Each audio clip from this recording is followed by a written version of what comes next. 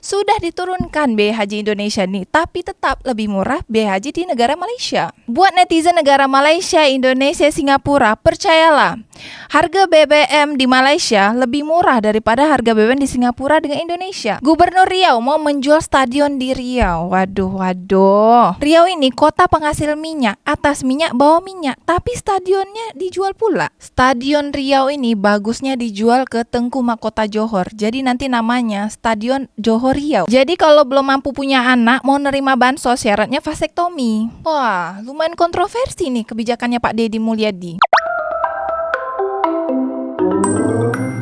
Selamat datang di Cekap, Cece Bercakap. Di minggu pertama bulan Mei 2025, Presiden Indonesia Prabowo Subianto ingin menurunkan biaya haji Indonesia sebab biaya haji di Malaysia ini lebih murah daripada biaya haji di Indonesia. Sudah diturunkan biaya haji Indonesia nih, tapi tetap lebih murah biaya haji di negara Malaysia. Buat netizen negara Malaysia, Indonesia, Singapura, percayalah, harga BBM di Malaysia lebih murah daripada harga BBM di Singapura dengan Indonesia. Apalagi biaya naik haji di Malaysia. Majulah Singapura. Gubernur Sulawesi Tengah menyatakan daerah dia ini hancur akibat dampak dari tambang nikel dekat sana. Tapi dana pembagian hasil dari pemerintah pusat hanya 300 miliar saja. Macam mana Pak Gubernur? Masih melanjutkan tambang nikel di Sulawesi Tengah? Komen dekat bawah. Gubernur Jawa Barat lagi-lagi dia membuat kontroversi antara dunia maya dengan dunia nyata. Siswa bandel dengan siswa gemulai akan dikirim ke barak militer. Syarat menerima bansos, bantuan sosial di Jawa Barat.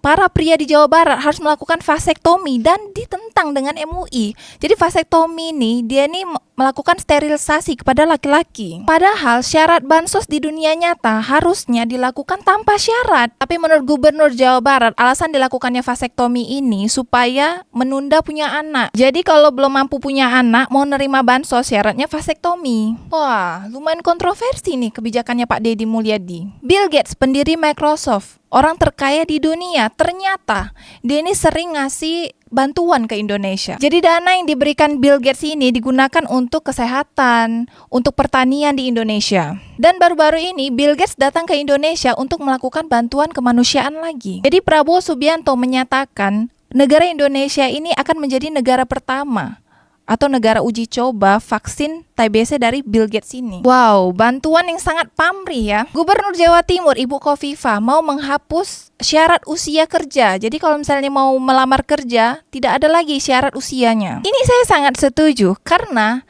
di negara Indonesia ini kalau sudah umur 25 tahun itu sudah dianggap jompo, tidak bisa lagi melamar pekerjaan di mana-mana. Karena perusahaan ini akan mencari orang-orang pelamar kerja yang di bawah 25 tahun. Bravo untuk Gubernur Jawa Tengah Ibu Khofifah. Gubernur Kalimantan Utara malu, rakyatnya ini masih bergantung dengan Malaysia. Garuda di dadaku, Malaysia di perutku. Tapi memang iya, minyak di Malaysia jauh lebih murah daripada minyak di Indonesia dan itu fakta nyata. Gubernur Riau mau menjual stadion di Riau. Waduh. Riau ini kota penghasil minyak, atas minyak, bawah minyak, tapi stadionnya dijual pula. Stadion Riau ini bagusnya dijual ke Tengku Mahkota Johor. Jadi nanti namanya Stadion Johor Riau. Kalau kalian setuju, komen dekat bawah. Deddy Mulyadi, lagi-lagi Bapak Gubernur Jawa Barat kembali membuat gebrakan yang bikin kontroversi. Guru SMA di Jawa Barat itu dipecat gara-gara nekat membuat studi tour sampai ke Bali. Padahal sudah dilarang, tidak ada lagi yang namanya studi tour. Bahkan Gubernur Jawa Barat ini sudah menegaskan kalau yang namanya wisuda atau perpisahan anak TK ini sudah tidak boleh dilakukan di luar sekolah. Tapi masih saja dilakukan di beberapa sekolah, terutama TK.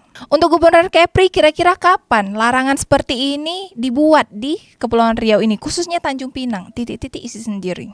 Pemerintah Provinsi Kepri mau merenovasi kantor Gubernur Kepri di saat semua anggaran lagi defisit. Kalau Pak Gubernur Kepri, itu flyover yang di dekat Melayu Kota Piring, kapan kira-kira nak dibangun Pak? Itu soalnya sudah macet parah Pak. Atau anggaran 5 miliar untuk renovasi kantor Gubernur tuh Pak, kita jadikan aja untuk bangun fondasi flyover di Kota Piring tuh. Pemerintah Provinsi Kepri melalui Dinas Pekerjaan Umum mau membangun jogging track di dekat Taman Kota Gurindam. Dan anggarannya sampai 40 miliar. Bagaimana tuh? Bagaimana Pak seandainya kalau dana 4, miliar ini kita alokasikan untuk membangun flyover di Kota Piring yang sudah macet parah ini. Renovasi kantor gubernur 5 miliar kita tunda.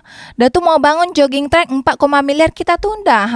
Dua-dua ini kita gabung untuk kita membangun flyover di Kota Piring supaya masyarakat kita nih Pak tidak macet-macetan lagi Pak. Podcast Secek sebelumnya. Jadi harga rumah dia tuh 250 juta, Waktu itu dia udah bayar sampai 4 tahun. Pas dia mau melunasi sampai lunas, dia tanyalah ke bank nih, berapa hutangnya. Dia mau ngelunasi nih, hutang piutang KPR dia waktu membeli rumah nih, sisanya berapa.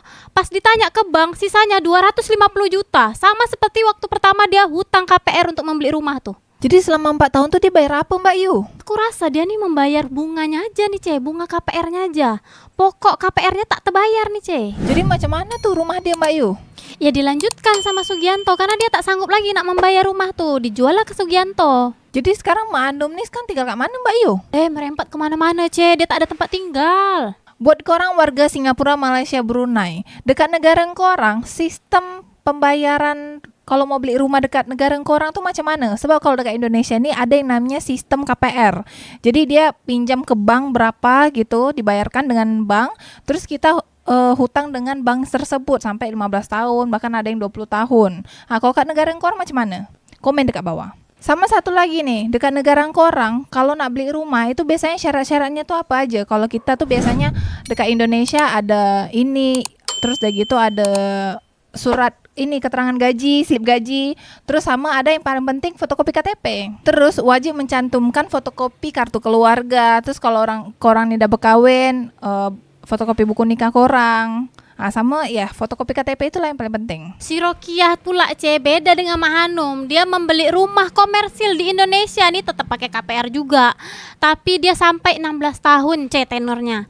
Tenor tahun pertama itu sesuai dengan suku bunganya, Biasanya kalau suku bunga naik, cicilan dia tentu besar. Tapi kalau suku bunga stabil atau flat tetap bayar segitu juga, sesuai dengan suku bunga. Tahun pertama sebelum dia nak mengambil KPR rumah komersil tuh, dia membayar akad ataupun pertama dia bayar akad ke bank itu sebesar 2 juta rupiah. Terus booking rumah dia tuh bayar 2 juta rupiah. Terus pembayaran cicilan di tahun pertama itu sebesar 2.492.000 rupiah per bulan, Itu sudah berjalan 3 tahun. Berarti kurang lebih dia udah membayar 120-an juta, Jadi sisa cicilannya tuh berapa Mbak Yu? Terus udah gitu tinggal berapa tahun lagi? Terus total yang udah dia bayar tuh berapa Mbak Yu? Jadi sudah berjalan KPR dia tuh kan udah 3 tahun. KPR yang diambil di perumahan komersil itu kan 16 tahun, berarti masih ada 13 tahun lagi, Uang yang udah masuk ke KPR itu selama 3 tahun kurang lebih udah 120 juta, termasuk dengan akad kredit, termasuk dengan booking DP fee di awal tadi tuh 2 juta. Berarti kurang lebih dia udah membayar 140 juta lah, kurang lebih. Terus sisa hutang dia ada berapa, Masih ada 300 lebihan juta, Intinya udah hampir 400 juta lagi lah, Kalau bunganya makin besar juga lah cicilan dia, Nasib baik si Rokia itu kerja dekat Malaysia ya Mbak Yu. Kalau tak dia tak mampu tuh beli rumah dekat Indonesia.